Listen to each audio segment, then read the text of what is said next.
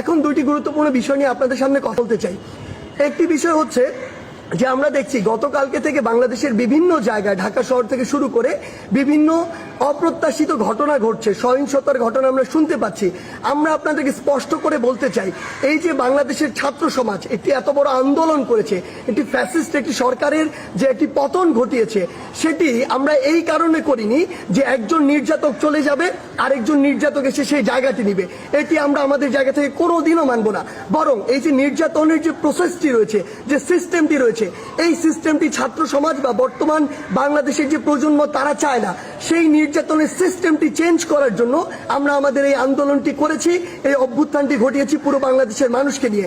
সেই জায়গা থেকে বিভিন্ন রাজনৈতিক মতাদর্শ, সে বিরোধী মতাদর্শ হতে পারে কিংবা বিভিন্ন যে রাজনৈতিক মতাদর্শে যা ছাত্র সংগঠন বিভিন্ন রয়েছে, তাদের কথা বিভিন্নভাবে শোনা যাচ্ছে যে তারা প্রতিহিংসার বশবর্তী হয়ে এই বিভিন্ন ভাঙচুরগুলো চালাচ্ছে।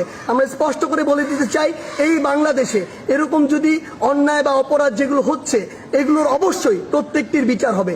সেই জায়গা থেকে আমরা স্পষ্ট করি, আমরা কখনো আমাদের জায়গা থেকে এমন সহিংসতাগুলো সমর্থন করি না।